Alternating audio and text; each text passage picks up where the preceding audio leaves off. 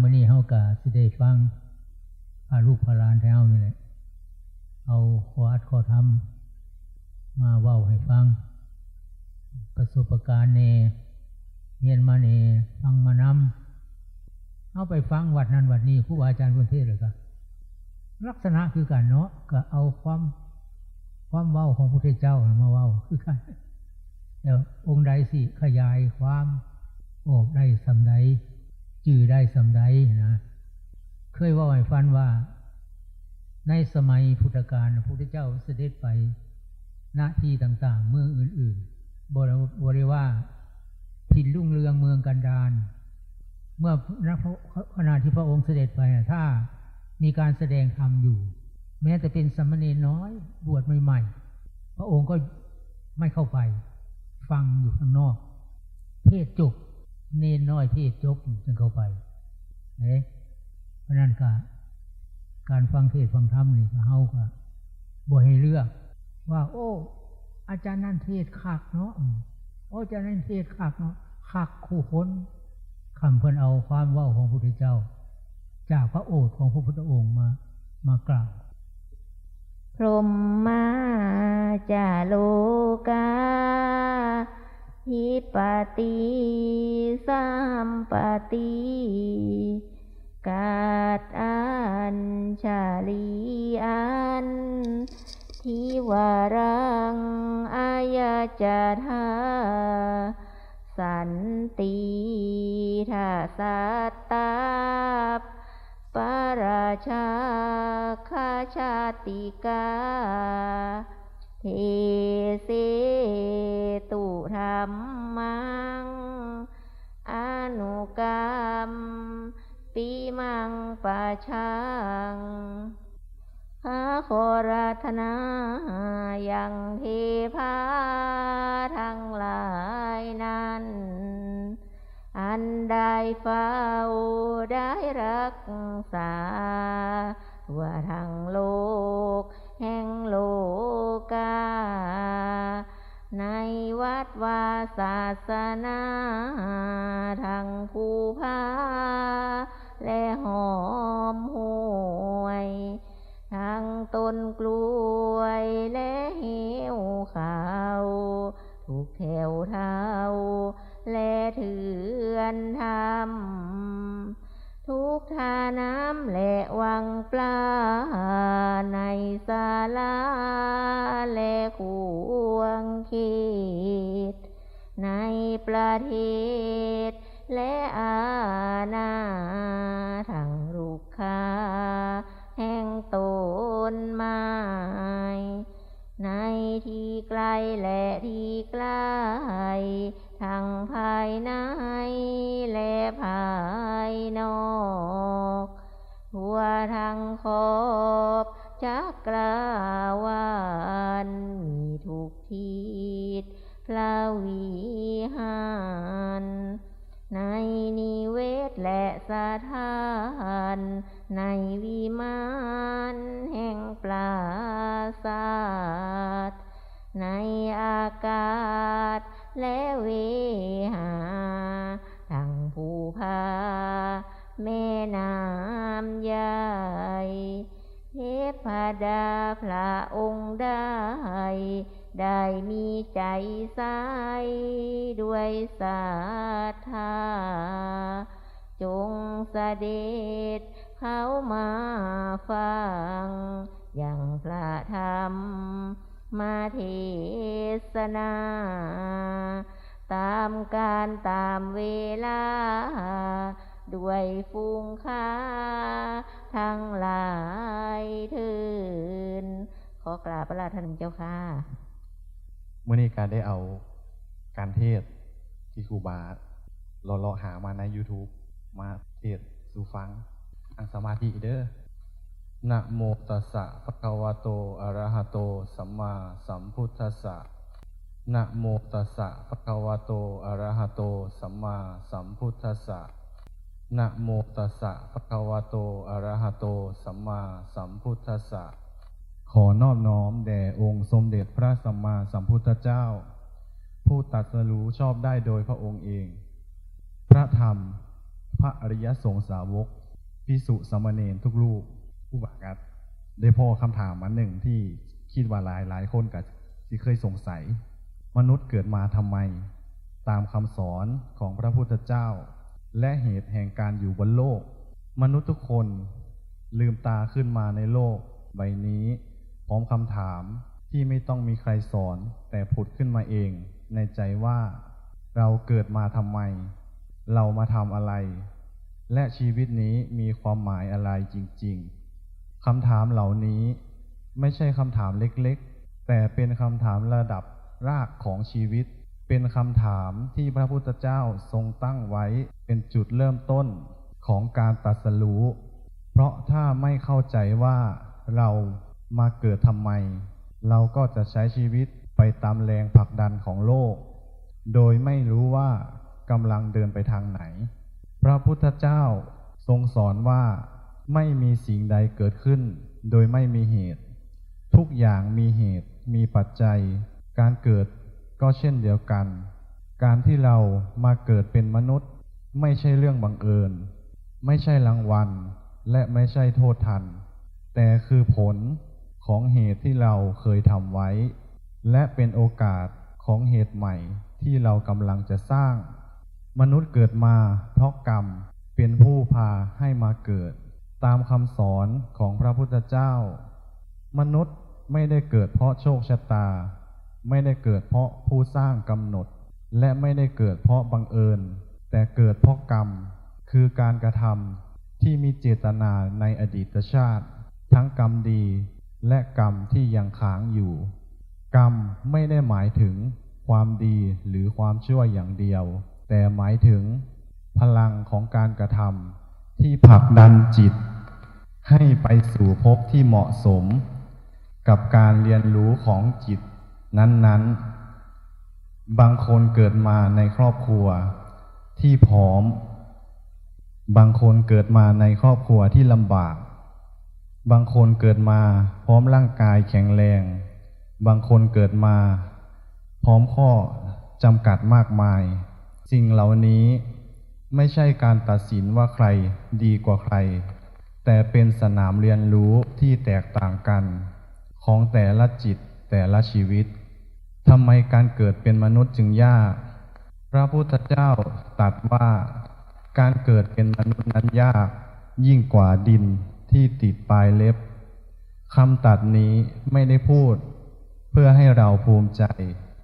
แต่เพื่อให้เราไม่ประมาทการเกิดเป็นมนุษย์ยากเพราะ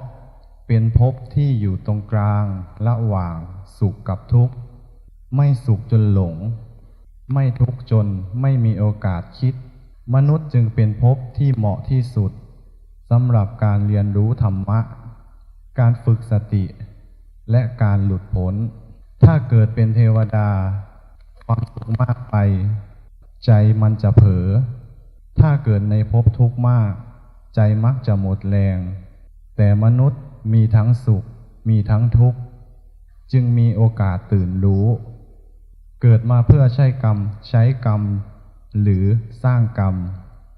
คำถามสำคัญที่หลายคนสงสัยคือเราเกิดมาเพื่อใช้กรรมเก่าหรือสร้างกรรมใหม่กันแน่คำตอบตามพุทธธรรมคือเราเกิดมาเพื่อทั้งสองอย่างเราใช้ผลของกรรมเก่าผ่านสภาพชีวิตที่เราได้รับและในขณะเดียวกันเรากำลังสร้างกรรมใหม่ทุกวันผ่านความคิดคำพูดและการกระทำของเราชีวิตจึงไม่ใช่คุกที่ต้องใช้โทษอย่างเดียวและไม่ใช่เวทีแห่งรางวัลอย่างเดียวแต่เป็นห้องเรียนของจิตชีวิตนี้คือโอกาสหรือคือภาระหลายคนรู้สึกว่าชีวิตคือภาระต้องทำงานต้องรับผิดชอบต้องเจอปัญหาต้องเจอคนมากมายที่ทำให้เหนื่อยใจแต่ในมุมของธรรมะชีวิตคือโอกาสเป็นโอกาสเดียวที่จิตจะได้เรียนรู้ความจริงได้เห็นความไม่เที่ยงได้เห็นความยึดและได้ฝึกการปล่อยวางภาระจะเกิดขึ้นเมื่อเราแบกชีวิต ด้วยอัตตาแต่ชีวิตกลายเป็นโอกาสเมื่อเราเรียนรู้ที่จะดูมันด้วยปัญญาทำไมบางคนเกิดมาพร้อมทุกอย่างบางคนไม่มีอะไรเลยนี่คือคำถามที่กระทบใจคนจำนวนมากทำไมโลกถึงไม่ยุติธรรมในมุมมองของพระพุทธเจ้าโลกไม่ได้ยุติธรรมหรือไม่ยุติธรรมแต่โลกเป็นกลางต่อกรรมเก่าให้ผลต่างกันสนามชีวิตจึงต่างกันแต่คุณค่าของจิตไม่ได้วัดจากสิ่งที่มีแต่จากการใช้สิ่งที่มีอย่างไรคนที่เกิดมาพร้อมอาจเรียนรู้เรื่องความไม่ประมาทคนที่เกิดมาลำบากอาจเรียนรู้เรื่องความอดทนและเมตตาไม่มีชีวิตใดไร้ค่าในทางธรรมะภพชาติถูกเลือกหรือถูกผลักมาหลายคนสงสัยว่าเราเลือกมาเกิดเองหรือถูกบังคับมาตามคำสอนของพระพุทธเจ้าไม่ได้เลือกด้วยสติแบบที่เราคิดแต่ถูกแรงกรรมและความยึดผลักมาเมื่อจิตยังยึดยังอยากยังกลัวจิตก็ยังต้องหาภพที่เหมาะกับความยึดนั้นการหลุดพ้นจึงไม่ใช่การเลือกภพใหม่แต่คือการดับความยึดที่เป็นเหตุให้ต้องเกิดทำไมบางคนรู้สึกว่าไม่อยากเกิดมาเลยความรู้สึกไม่อยากเกิดไม่ใช่ความผิดและไม่ใช่เรื่องแปลกแต่เป็นสัญญาณว่าจิตเริ่มเห็นความทุกข์ของสังสารวัฏพระพุทธเจ้าทรงเริ่มต้นการแสวงหาทางหลุดพ้นจากความรู้สึกนี้เองคือการเห็นว่าการเกิดย่อมมีแก่เจ็บตายและพัดพรากแต่ธรรมะไม่ได้สอนให้เกลียดชีวิตธรรมะสอนให้เข้าใจชีวิตเมื่อเข้าใจใจจะไม่ต่อต้านและจะค่อยๆคลายความยึดลงมนุษย์เกิดมาไม่ใช่เพื่อทุกอย่างไร้ทางออกไม่ใช่เพื่อสุขอย่างไร้สติแต่เกิดมาเพื่อเรียนรู้กรรมเรียนรู้จิตเรียนรู้ความไม่เที่ยงและเรียนรู้ทางพ้นทุกข์ทุกชีวิตมีเหตุมีปัจจัยและทุกชีวิตมีโอกาสถ้าใช้ชีวิตนี้ด้วยสติและปัญญาทำไมการภาวนาจึงให้บุญสูงกว่าบุญอื่นทั้งหมดก่อนเริ่มต้นลองปล่อยให้จิตสงบนิดนึงหายใจเข้าอย่างช้าหายใจออกอย่างผ่อนคลายความสงบน้อยนิดเช่นนี้คือรากของภาวนาแม้เพียง3 วินาทีที่มีสติก็เป็นบุญแล้วพระพุทธเจ้าตรัสไว้ในพระไตรปิฎกว่าบุญมี3 ประเภทได้แก่ทานศีลและภาวนาในบุญทั้ง3นี้ภาวนาเป็นยอดเพราะบุญที่เปลี่ยนแปลงจิตโดยตรงพาจิตออกจากความหลงความฟุ้งความเศร้าหมองนำไปสู่ความสว่างและความพ้นทุกข์ได้จริง 1. ภาวนาคือการเปลี่ยนแก่นของจิตไม่ใช่เพียงการเปลี่ยนพฤติกรรมทานคือการให้สิ่งของทำให้ผู้รับมีความสุขศีลคือการควบคุมการกระทำไม่ให้เบียดเบียนผู้อื่นแต่ภาวนาคือการฝึกใจเปลี่ยนความคิดเปลี่ยนท่าทีเปลี่ยนการรับรู้โลกจากภายในพระพุทธเจ้าตรัสว่าผู้ใดฝึกจิตย่อมเป็นไปเพื่อประโยชน์อันยิ่งใหญ่เพราะจิตเป็นต้นทางของการคิดการพูดการกระทำทั้งหมดทานและศีลเป็นเหมือนการแก้ปลายเหตุส่วนภาวนาคือการแก้ต้นเหตุเมื่อรากของต้นไม้ไม่ดีต้นไม้ทั้งหมดก็เติบโตงดงามคือเหตุผลแรกว่าภาวนาจึงเป็นบุญที่สูงสุด 2. ภาวนาเป็นเหตุให้เกิดปัญญาและปัญญาคือยอดของบุญพระไตรปิฎกกล่าวว่าปัญญาคือสิ่งที่ทำให้ถึงความพ้นทุกข์และปัญญาจะเกิดได้ก็ด้วยการอบรมจิตเท่านั้นเมื่อจิตสงบสติเริ่มปรากฏความเห็นถูกเริ่มเกิดคนเราจะเห็นตามความจริงว่าสิ่งทั้งหลายไม่เที่ยงสิ่งทั้งหลายเป็นทุกข์เมื่อยึดถือและสิ่งทั้งหลายไม่ใช่ตัวตนการเห็นชัดเจนนี้แม้เพียงครั้งเดียวเป็นบุญที่สูงมากกว่าบุญอื่นใดเพราะนำไปสู่การถอดถอนความหลงซึ่งเป็นเหตุแห่งทุกข์ทั้งปวงภาวนาจะทำให้กิเลสดับลงทันทีในขณะที่จิตรู้ตัวเวลาทำทานใจดีเพียงชั่วเวลาสั้นเวลารักษาศีลใจสงบตราบเท่าที่ไม่ละเมิดแต่ภาวนาเพียงรู้ลมหายใจครั้งเดียวจิตแยกออกจากกิเลสได้ทันทีตัวอย่างเช่นกำลังโกรธแต่รู้ว่าโกรธความโกรธจะอ่อนกำลังลงทันทีกำลังโลภแต่รู้ว่าโลภความโลภจะอ่อนลงอย่างชัดเจนเพราะกิเลสดำรงอยู่ได้ด้วยความไม่รู้ตัวเมื่อรู้เท่าทันกิเลสย่อมดับไปและการดับของกิเลสแม้เพียงชั่วขณะก็เป็นบุญใหญ่ที่สุดภาวนาเข้าไปควบคุมต้นเหตุของบาปโลภะโทสะโมหะคือรากของอกุศลกรรมทั้งหมดฆ่าเพราะโทสะลักเพราะโลภะผิดศีลเพราะโมหะพระพุทธเจ้าตรัสว่าจิตที่ไม่ได้ฝึกย่อมเป็นภัยแก่เจ้าของภาวนาทำให้เห็นกิเลสตั้งแต่เป็นประเภทกายเล็กก่อนจะลุกไหม้จิตใจจึงเป็นบุญที่ป้องกันบาปจากภายในได้ดีที่สุดภาวนาทำให้ผลมากกว่าทาน100 เท่าพันเท่าในสังยุตตนิกายพระองค์ตรัสว่าการเจริญจิตภาวนาให้ผลมากกว่าการให้ทานเป็น100 เท่าพันเท่าทานให้ผลด้วยวัตถุศีลให้ผลด้วยความสงบแต่ภาวนาให้ผลด้วยการพ้นทุกข์โดยตรงเป็นผลที่ลึกและสูงกว่าภาวนาเกิดได้ทุกแห่งทุกเวลาบุญจากทานต้องมีผู้รับบุญจากศีลต้องมีสถานที่ต้องมีสถานการณ์ให้ละเว้น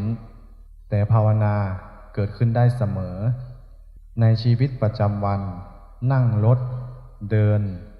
ทำงานบ้านหรือพูดคุยกับผู้อื่นเพียงรู้ว่าใจเป็นอย่างไรในขณะนั้นก็เป็นภาวนาแล้วและเป็นบุญทันทีในวินาทีนั้นนี่คือบุญที่สะสมได้ทั้งวันจึงมีผลสูงมากภาวนาสร้างความสุขจากภายในไม่ต้องพึ่งพาภายนอกความสุขจากทานเป็นความสุขจากการให้ความสุขจากศีลเป็นความสุขจากการไม่เบียดเบียนความสุขจากภาวนาเป็นสุขที่เกิดขึ้นในใจตัวเองโดยไม่ต้องขึ้นกับสิ่งภายนอกใดเป็นสุขที่ละเอียดมั่นคงและยั่งยืนพระพุทธเจ้าตรัสว่าสุขจากความสงบเป็นสุขชั้นสูงของมนุษย์ภาวนาเป็นหัวใจของมรรคทั้ง8ศีลสมาธิและปัญญาล้วนรวมอยู่ในคำว่าภาวนาภาวนาเชื่อมศีลให้มั่นคงและเปิดทางให้ปัญญาเกิดผู้เข้าถึงมรรคผลทั้ง4ล้วนเกิดจากการภาวนาไม่มีทางอื่นใดภาวนาส่งผลถึงภพหน้าทานให้ผลในด้านความอุดมสมบูรณ์ศีลให้ผลในด้านความสุขสงบภาวนาให้ผลสูงสุดคือเป็นเหตุแห่งการไปสู่ภพภูมิที่สูงกว่าและเป็นเหตุใกล้ให้บรรลุมรรคผลในอนาคตข ของภาวนาไม่ใช่เพียงทำให้ชีวิตดีขึ้นแต่ทำให้จิตดีขึ้นและจิตที่ดีขึ้นจะนำชีวิตทั้งหลายให้ดีขึ้นตามภาวนาคือการซ่อมฐานรากของจิตทานเหมือนนำสิ่งดีเข้าบ้านศีลเหมือนซ่อมแซมรั้วบ้านแต่ภาวนาเหมือนซ่อมแซมเสาเข็มของบ้านหากเสาเข็มแข็งแรง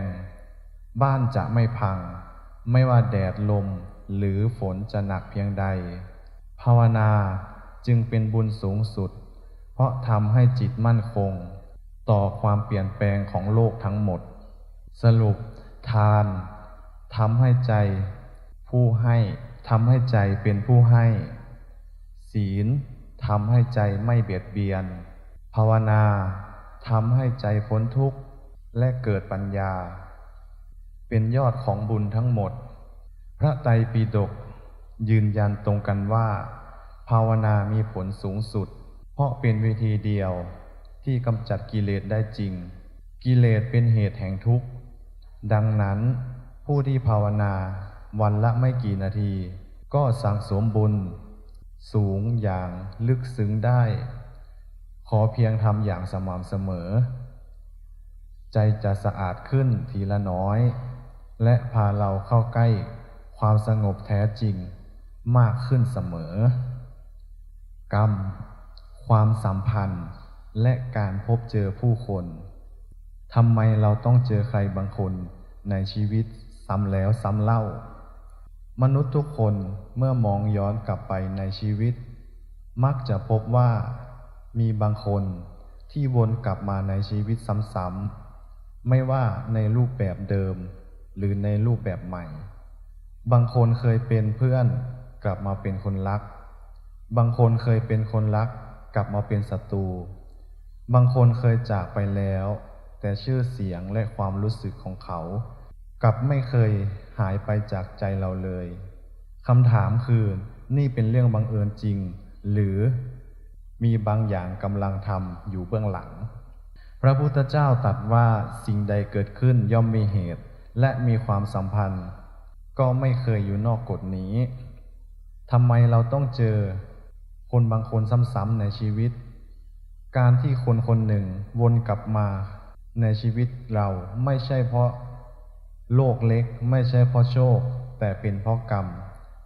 ร่วมกันยังไม่สิ้นกรรมร่วมไม่ได้หมายถึงแค่การทำดีหรือทำชั่วร่วมกันแต่หมายถึงการเคยมีความผูกพันเคยมีอารมณ์เคยมีความยึดเคยมีสัญญาทางใจร่วมกันตราบใดที่จิตยังจำยังรู้สึกยังมีแรงดึงดูดหรือมีแรงผลักความสัมพันธ์นั้นยังไม่จบบางคนบางครั้งคนเดิมกลับมาเพื่อให้เรียนรู้บทเดิมแต่ลึกขึ้นชัดขึ้นและถ้าเราไม่เรียนเขาก็จะกลับมาในอีกรูปแบบเดิมการพบกันไม่เคยบังเอิญจริงหรือไม่ในทางโลกเราเรียกว่าสิ่งที่คาดไม่ถึงแต่ในทางธรรมไม่มีคำว่าบังเอิญมีแต่คำว่าเหตุพร้อมผลจึงเกิดการเจอกันของคนทั้งสองคนต้องมีเหตุอย่างน้อย3อย่างคือกรรมเก่าที่เคยผูกจิตที่ยังเปิดรับและสถานการณ์ที่เอื้อถ้าขาดอย่างใดอย่างหนึ่งการพบกันจะไม่เกิดดังนั้นคนที่เข้ามาในชีวิตเราไม่ว่าจะสั้นหรือยาวล้วนเข้ามาตรงเวลาของจิตเจอคนรักเพราะกรรมอะไรคนรักไม่ใช่แค่คนที่ถูกใจแต่คือคนที่กระทบใจลึกที่สุดกรรมที่ทำให้เจอคนรักมักเป็นกรรมที่เกี่ยวกับความผูกพันการดูแลการให้และการยึดบางคู่เคยเป็นผู้ดูแลกันบางคู่เคยเป็นผู้พึ่งพากันบางคู่เคยสัญญาทางใจไว้ลึกมากจิตจึงจำและเมื่อเงื่อนไขเหมาะจิตก็จะพากลับมาเจอกันอีกแต่คนรักไม่ได้เข้ามา เพียงเพื่อให้สุขทั้งหลายเข้ามาเพื่อเปิดแผลทดสอบอัตตาและสอนเรื่องความปล่อยวางถ้าความรักทำให้เราเห็นกิเลสของตัวเองนั่นคือกรรมกำลังทำหน้าที่ของมันเจอคนเกลียดเพราะกรรมอะไรคนที่เราไม่ชอบหรือคนที่ไม่ชอบเรามักเป็นคนที่กระทบอนุสัยในใจเราแรงมากอาจเป็นกรรมที่เคยทำร้ายกันเคยพูดแทงใจเคยกดกันหรือเคยทิ้งกันไว้โดยไม่รับผิดชอบกรรมเหล่านี้ไม่ได้หายไปแต่รอจังหวะให้ผลเมื่อจิตทั้งสองยังมีเชื้อเดียวกันความไม่ชอบจึงปะทุขึ้นทันทีแม้แต่ยังไม่รู้จักกันก็ดีคนที่เราเกลียดมักไม่ใช่ศัตรูแต่คือกระจกที่สะท้อนกิเลสที่เรายังไม่อยากเห็นในตัวเองทำไมบางคนเข้ามาแล้วจากไปเร็วความยาวของความสัมพันธ์ไม่ได้วัดจากคุณค่า